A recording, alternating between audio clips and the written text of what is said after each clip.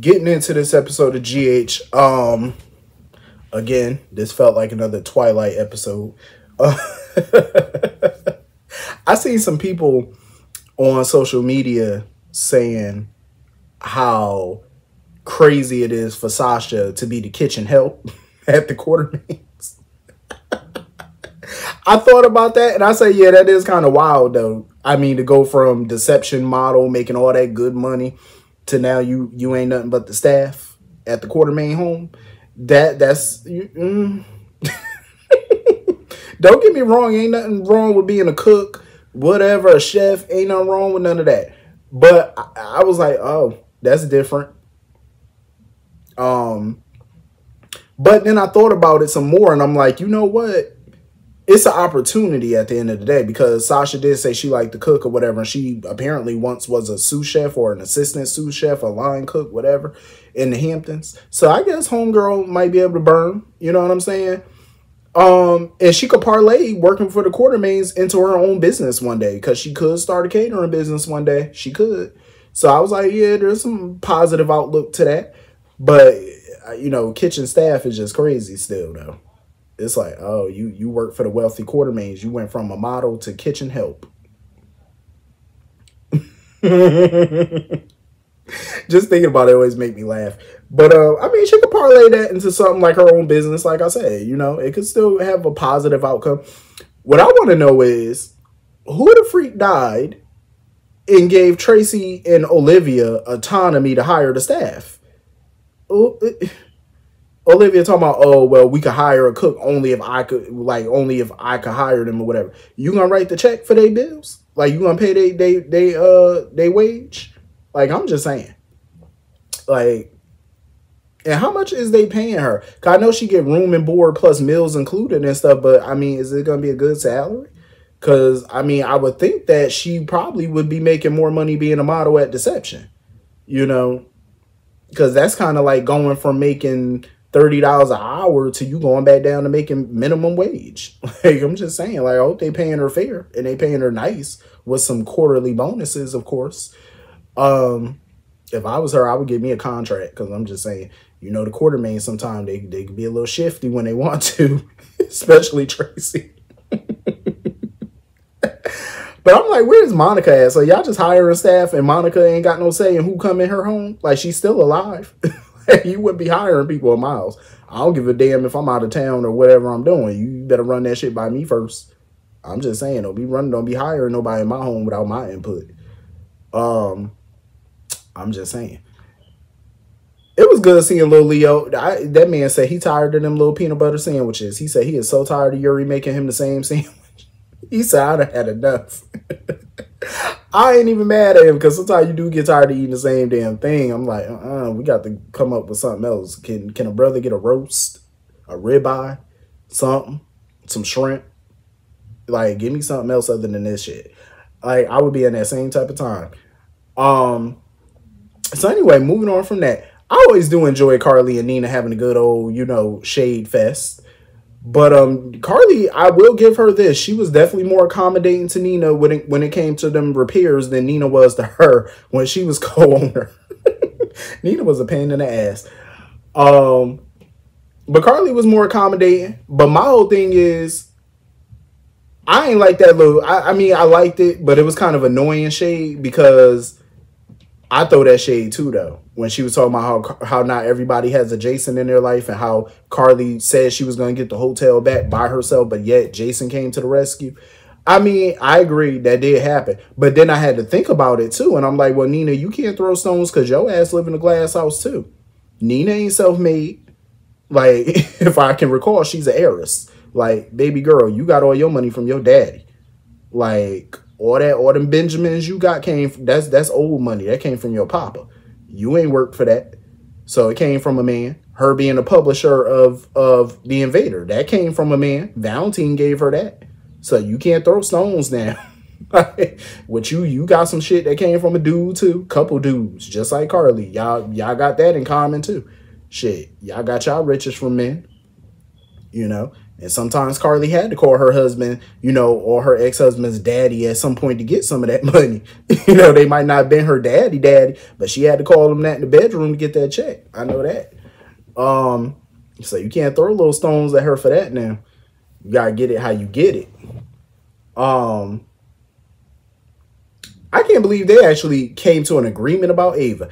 I don't like how Nina, even though Nina didn't tell Carly this, but I had to bring this up because I remember Nina mentioned that before, I think to Christina or somebody, that Ava pretty much egged her on to call the SEC on them. I'm like, first of all, even if Ava did cheerlead for her to call the SEC, Nina, a grown-ass woman, she made that call of her own volition. It don't matter if somebody, you can't get me with no peer pressure. First of all, you 50-something plus years old. You mean to tell me another 50-year-old woman peer pressured you at that big-ass age?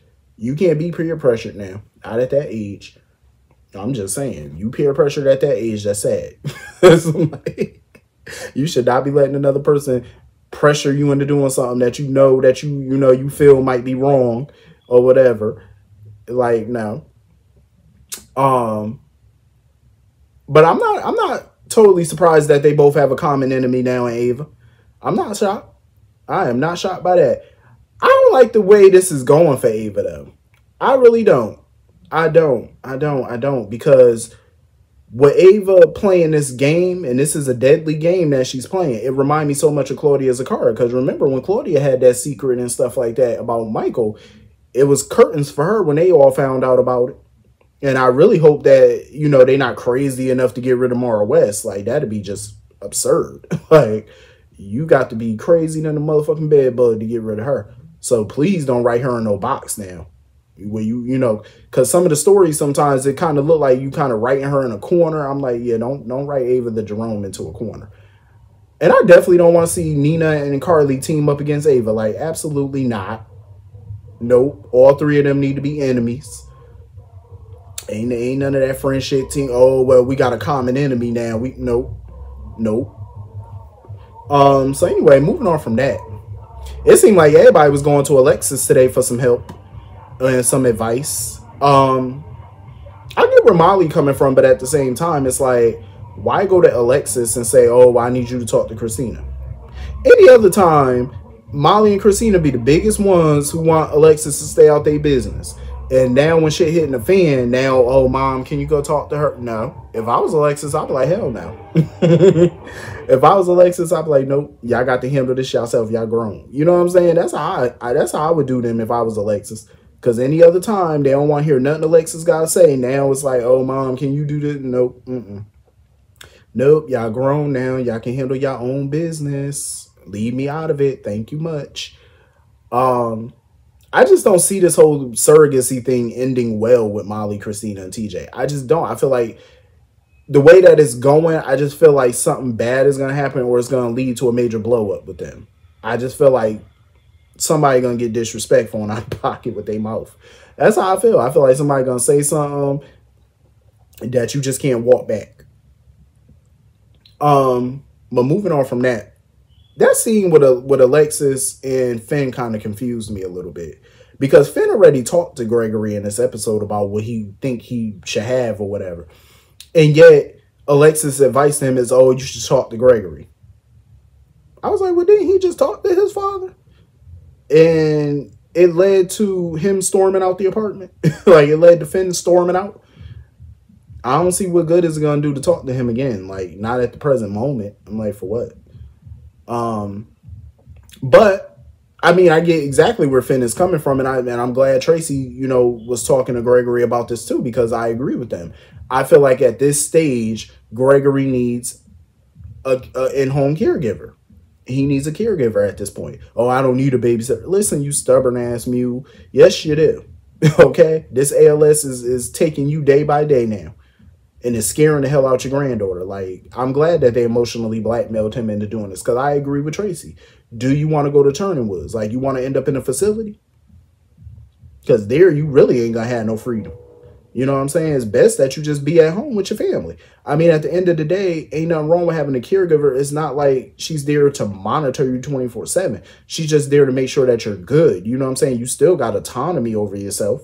You know what I'm saying? She's just there. That's it. It's kind of like security sometimes. They're just there. They're a presence. That's it. You know, they're not there to wipe you behind. You know, this caregiver ain't there to bathe you. She not there to do nothing other than to make sure you're good. That's it. If just in case a medical emergency happens, she can get right on there. You know what I'm saying? Like, that's all it is. You know, I get that he don't want to lose his dignity. Like, he just want to continue to be, you know, independent. I can respect that. But it's like, you know, this illness is taking you over. Like, you need help now. So I'm glad that he's starting to come around to it, especially after Tracy talked to him and stuff, because he needed to kick an ass. So anyway, moving on from that. Ava is definitely playing the game at this point. Like, even when Laura and Sonny told her, oh, they need a moment alone, here she goes, sitting over there eavesdropping on the conversation. And then try to act like she wasn't listening. Gonna come out there acting all shocked that Laura left. Girl, go sit down. I love Ava. Like, Ava is funny as hell to me. She is hilarious. She is playing this long game here. Question is she gonna win? You know, like, but she playing. That whole conversation between Sonny and Laura annoyed the shit out of me. Like, here's my take on this. As a mayor, I understand where Laura's coming from. That she don't want to accept any type of donation to the city from Sonny. She don't want to do none of that. As a mayor, I can understand that, because how would it look to your constituents, to the people that you serve? You know what I'm saying? It's not going to look good to them that you're chummy with the local mobster. That's not good, especially when crime is happening all around and he's a part of said crime. That's not good. I wouldn't vote for your ass. Please imagine me seeing my mayor of my city all buddy with the local people that be doing all the crime. Like, no, you would definitely not get my vote. He damn sure ain't get my vote in the next election. I ain't vote for him this year. I didn't. I don't like his ass. But yeah, I told, from that point of view, I get it. But I feel like everything she was spewing to Sonny was annoying as shit, because here she is spewing all this sanctimonium at him. She was being very, very self-righteous. She was. Here she is spewing all this mess, all this venom at him. Here she go. Oh, you beat up an old man. Will you shut the hell up with that? I am so tired of them talking about Cyrus like he this 80-something-year-old defenseless, innocent person. Like, Madam Mayor, have you forgotten that your daughter is in a 5-year coma because of his ass? Have you forgotten that you were shot because of his ass? Have you forgotten that he took Trina and Portia hostage in their own home? Have you forgotten these things? That he was peddling drugs in the town that killed people?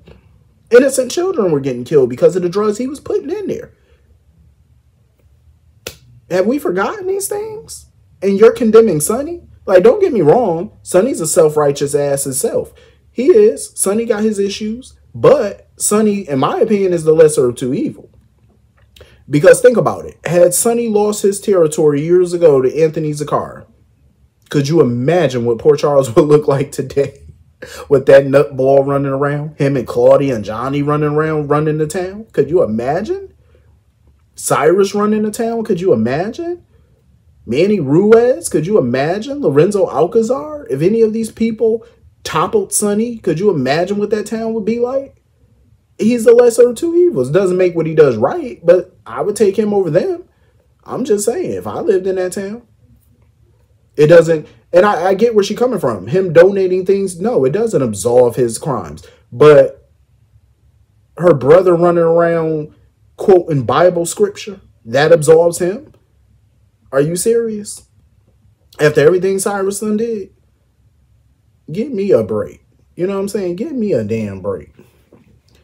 Like, Laura could miss me with all that nonsense. Like, I don't like this writing for her. I don't like it for her. I think they need to do better with that, because that was some trash writing for her. Because I'm like, come on now. Like, she could be stern where her job is concerned as mayor. I get that part. But on another level, it's just like, no, man. Nope, she could do better. Like, I ain't even like that. But anyway, that was pretty much the whole episode.